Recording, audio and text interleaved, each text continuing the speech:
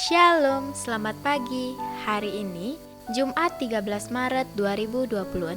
Bacaan Alkitab terdapat pada Markus 9 ayat 38 sampai 47 dan Yohanes 13 ayat 12 sampai 20.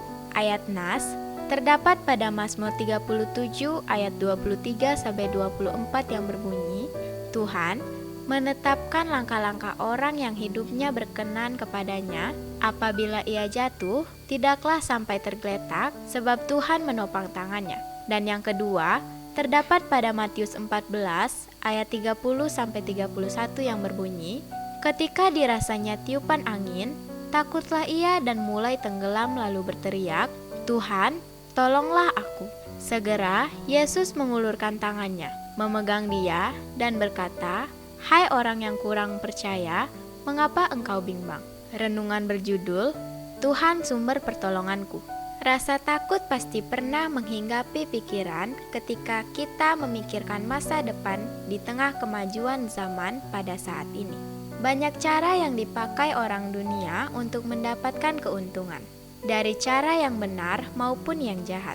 Ada orang yang bisa dengan sengaja menjatuhkan atau memburukkan nama baik kita. Situasi seperti ini sekali waktu dapat melemahkan keyakinan kita kepada Tuhan.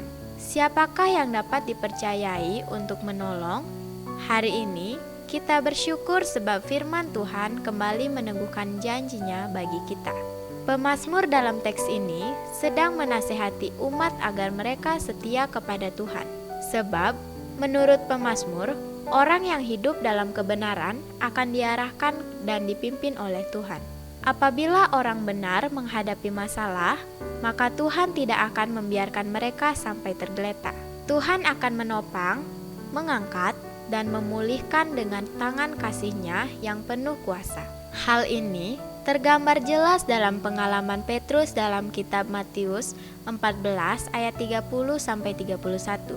Saat Petrus percaya penuh kepada Tuhan Yesus, ia bisa berjalan di atas air. Namun, keadaan berubah saat Petrus mengubah fokusnya kepada masalah.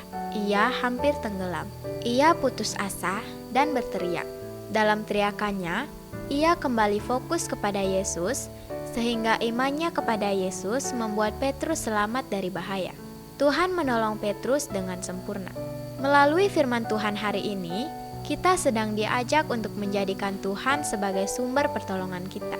Apabila kita hidup dalam iman dan kebenaran, maka Tuhan Yesus tidak akan membiarkan kita tergeletak dalam badai yang sedang kita hadapi. Oleh karena itu, tetaplah teguh dalam iman kepada Tuhan Yesus. Jangan takut, jangan bimbang, fokuslah kepada Sang Penolong yang sejati yaitu Tuhan Yesus Kristus, maka Ia akan menolong, menopang, dan memulihkan keadaan kita. Oleh Pendeta Imade Andika Adiputra. Doa, ya Tuhan, saat ini kami makin diteguhkan bahwa hanya Engkaulah sumber pertolongan kami yang sejati.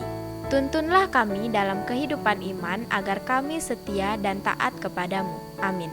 Saya Dita, Widya Asih Singaraja, salam bumi bersukacita dalam damai sejahtera. Terima kasih.